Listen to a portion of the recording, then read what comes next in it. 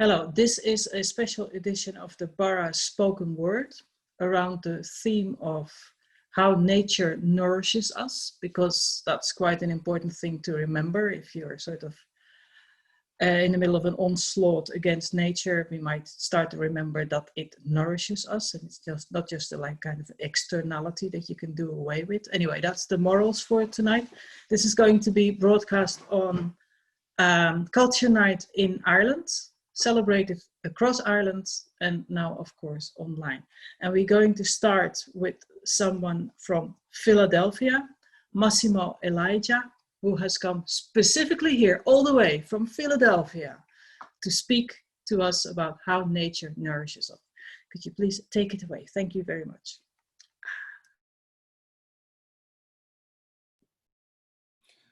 Hello, thanks again for having me. So honored to be here, and what a beautiful theme, how nature nourishes us. So this piece is called Rain Dance.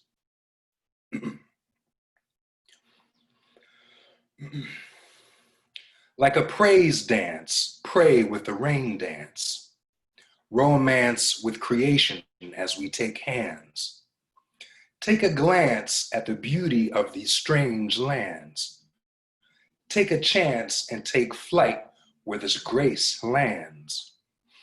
As raindrops drop from a blue heaven, pools collect where the skies view their true reflection. Leaves wetting, extending for their roots to strengthen. Maybe soon we'll all bloom, new and refreshing. A reminder of the cycle that this life is our aliveness revives when we're lifeless. We get light and give light as it lights us, because it's our love for our light that ignites us.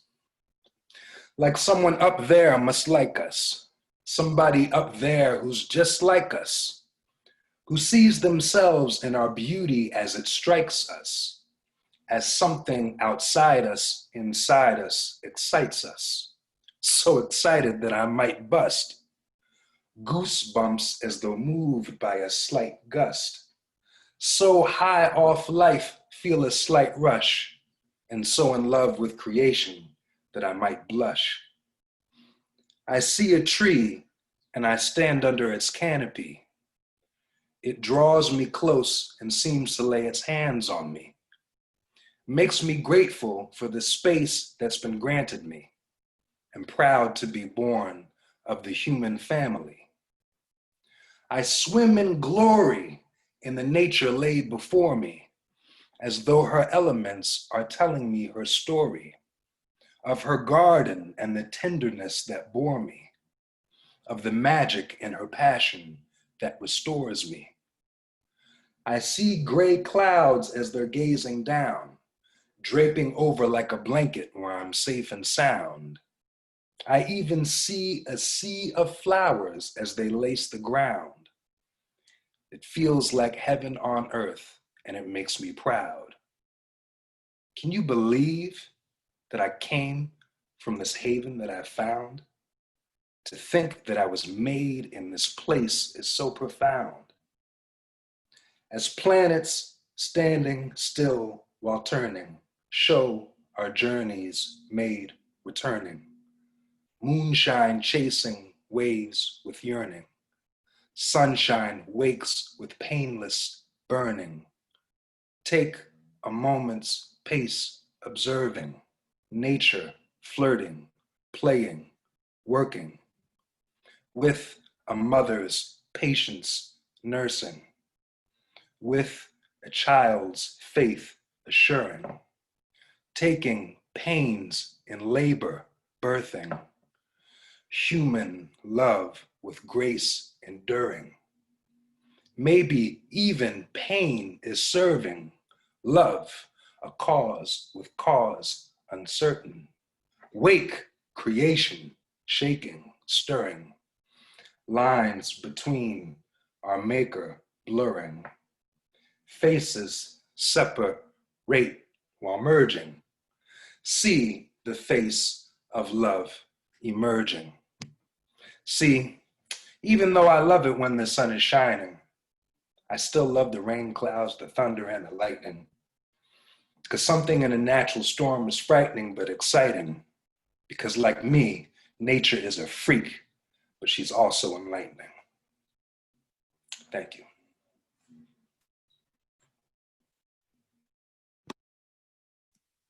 Massimo, that was really beautiful. Really, really, really beautifully said and beautifully and musically delivered as well. Thank you, thank you, thank you. Did you write it for this specific theme?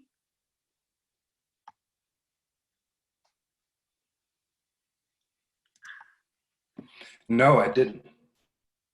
You already had it. No. I had it, yeah. I wrote that before, but I changed it a little bit to. But it perfectly fits it. I changed it to suit the theme that you presented. Yeah. Thank you. Emilie. Yeah, thank you. Thank you. Really, it was really beautiful. honored to be here. Thank you. Emilie, would you?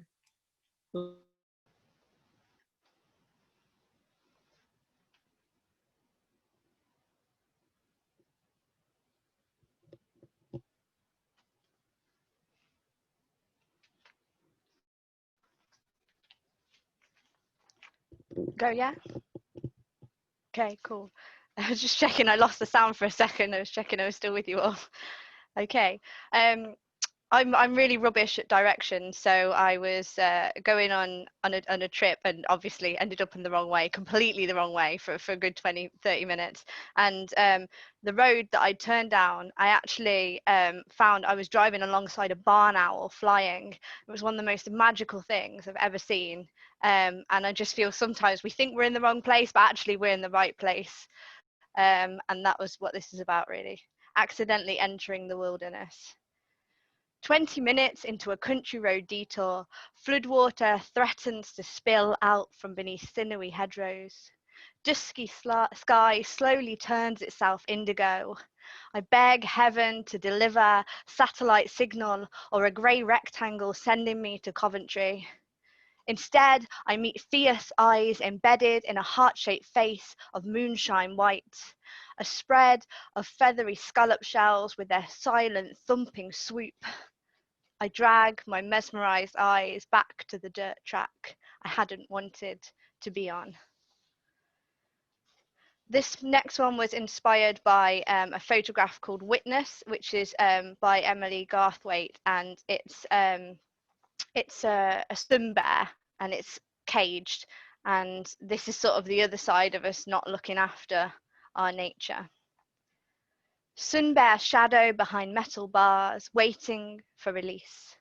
Concrete sharpened claws, kind paws, but not Disney Baloo the bear paws, rather mismatched fur patches paws. Tendons reach, remembering tree trunk creases, made for scratching, dancing against. Whiskers drift down mountain peak chin, staring, waiting. When my granddad was dying, he gave up shaving. Gentle wisps decorated his face. I remember him staring, waiting.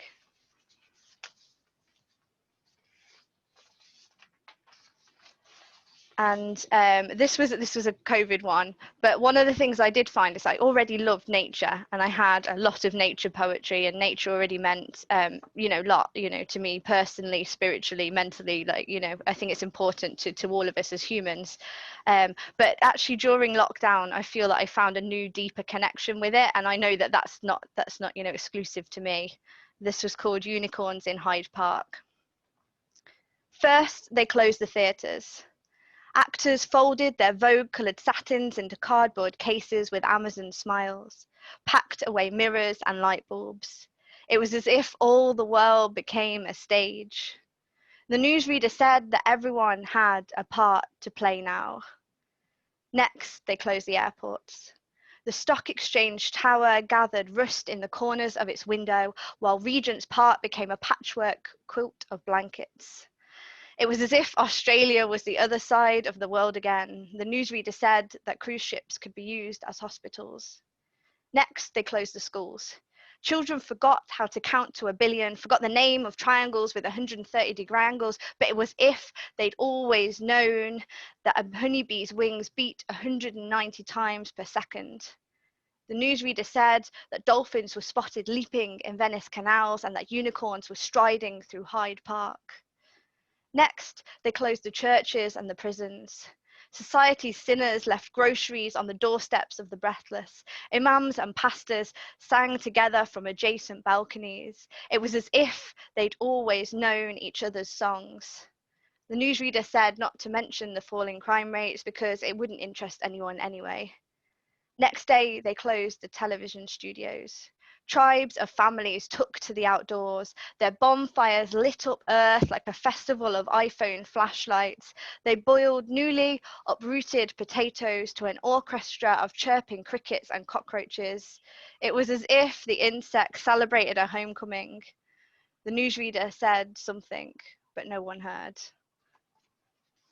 You might hear that I've got my own little chorus going on in the background of guinea pigs who get very excited when I'm in here. So just bringing a bit of nature to the program. The final one is called White Water, and my friends and I went kayaking in Wales last year. What we didn't tell them was that we were heavily hungover. We'd had about 3 hours sleep the night before, because it was one of those things where you're supposed to go to bed early and they get you up at 6 o'clock, and we'd forgotten the going to bed early bit. But it was an awesome experience all the same. Blade down, push, swoosh of spray from paddle, roar of heat as biceps stretch out of the eddy, glassy and gentle, but not what we came for. We crave that whipping white chaos, relentless spluttering of foam. Hear the flick of a lapwing's crest, its manic peewick whistle, like the releasing of helium from an untied balloon. Chuckling bulrushes as we swish past, just missing that low toe-dipping branch. Red, I'll never feel my hands again numbness. These are the gifts of the Conwy when we're adorned in kayak skin. This trail of chutes we propel ourselves into, uncontrollable explosions of speed, leaning towards every twist, embracing the thwack of plastic on rock when we mistime it. Our veins pump with red water. Hearts beat in time to rolling pebbles that scatter as we pass. Thank you, and I just want to echo what Massimo said about it being a real pleasure to see you again, to be part of this, and what a wonderful theme. So thank you. Thank you, Emilie. Emilie is all the way from Coventry, where she is in a heat wave, and we are not, and where they have guinea pigs. I don't know what they do with the guinea pigs. Maybe they use them as guinea pigs. I think you have them as pets, don't you? Yes, and I don't know what they sound like. Rae, would you like to do your story all the way from Ballythehop in Ireland? Yes. Well, thank you, Mosa, for inviting me. It's a real privilege to be here, and I love both Massimo and Emilie's poetry. It gave me energy. Thank you. Now tonight, I have a true tale to tell.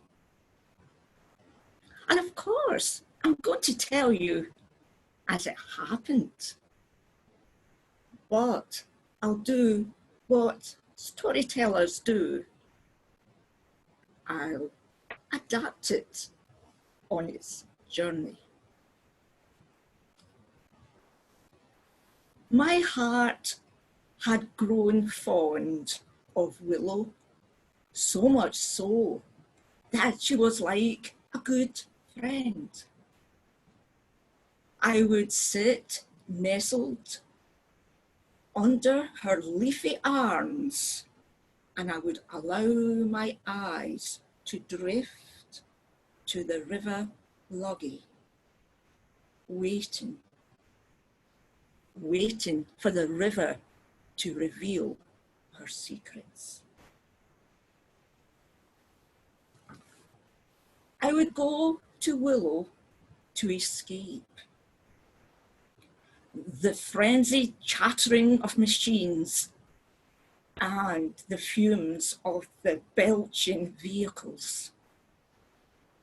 Away, away from the starched lace nettings, shielding, policing eyes, and the manicured gardens of a town that was too busy for daydreaming. But I also fled to Willow to escape from the equations, historical dates, and chemical theories that I could not understand.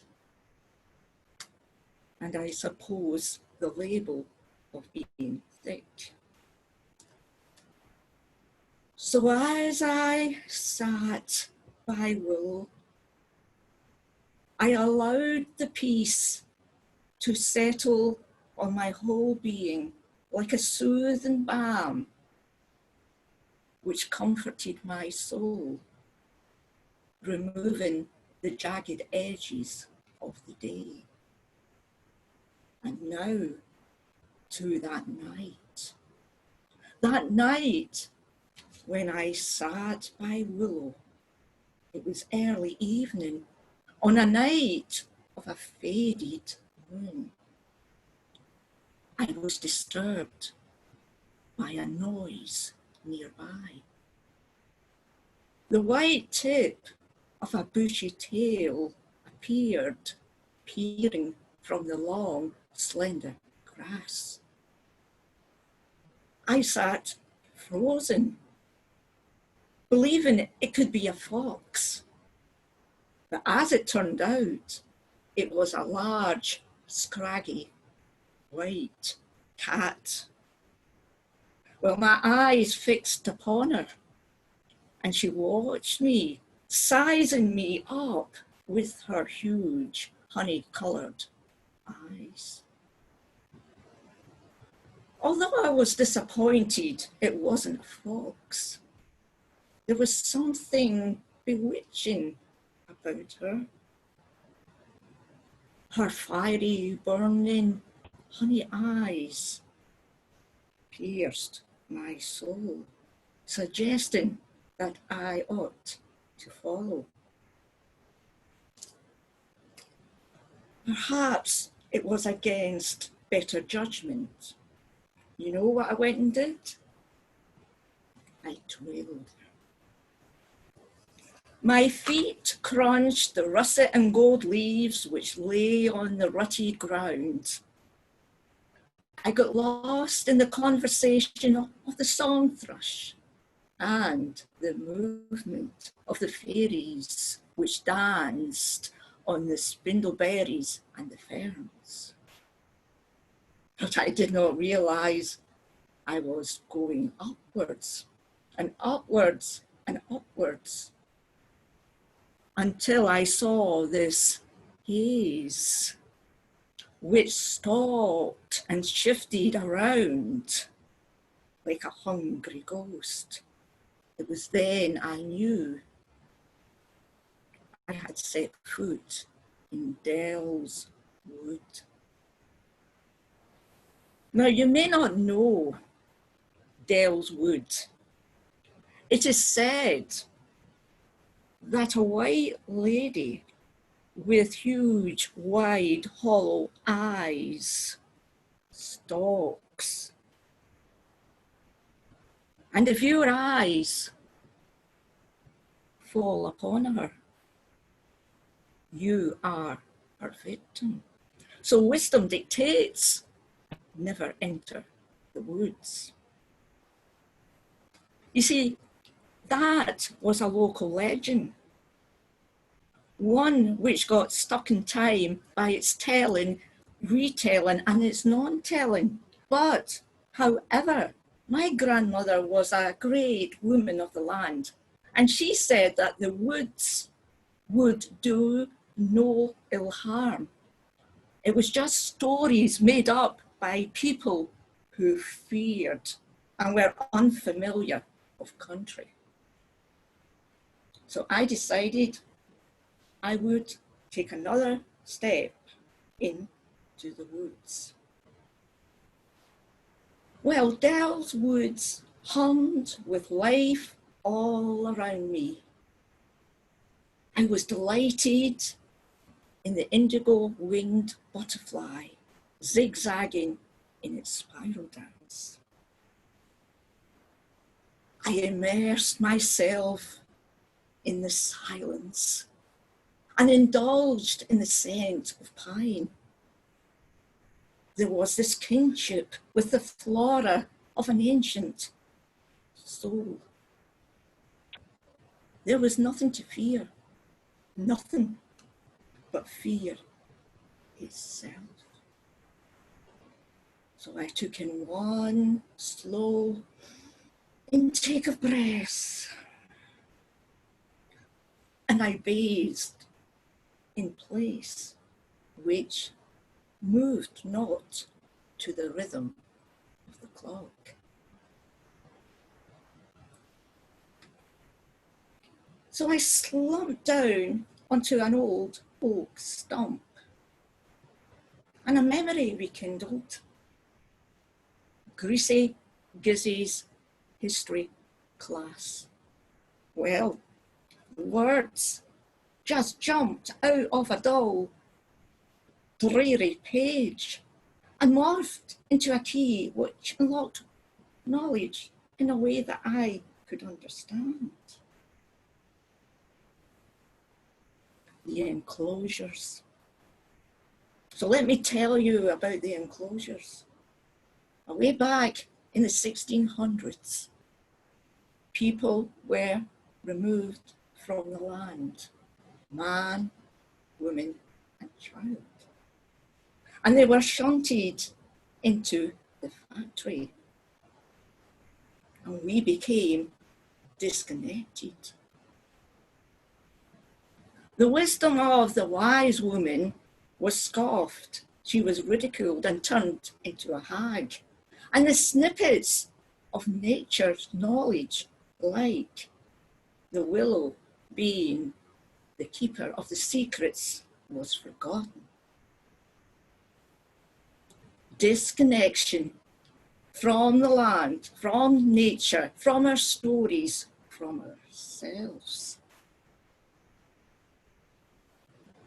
Well, I was so sorrowful at that realization, but I was awakened by the sound of cascading water. 101 trees, sycamore, alder, ash, elder, all around me, but with their teardrops moving towards the ground. I stood in silence, for I heard the beating heart of Mother Earth. She was weeping. Our medicine was here. So with that realization, I inched myself home. I would visit these woods again. That was one thing I knew, because I learned that evening that nature was our nourishment. It was our medicine for our well-being. And as I stood just at the edge of the wood, I saw the willow. She cast a solitary figure just by the river Logie. She was stooped, and she just looked listless, and the town was gaining ground. But she was surviving. And she was surviving because of our mutual love.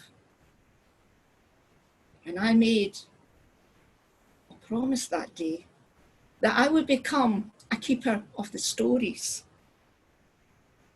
And you see, folks, this story has not got an end, really, because it's up to you and all of us to carry the story forward. Sinead.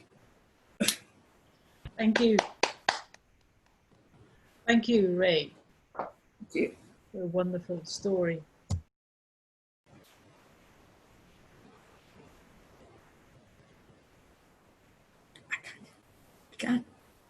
I can't hear.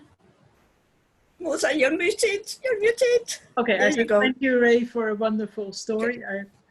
And thank you all for your wonderful stories, which will go on YouTube on Culture Night. In a couple Can I thank everybody for this wonderful evening? Thank you for being in the presence of two great poets and wordsmiths. Thank you, and a lovely lady called Moza. Thank you for your story, Rae. Really, that was really special. Can I ask one thing, Rae?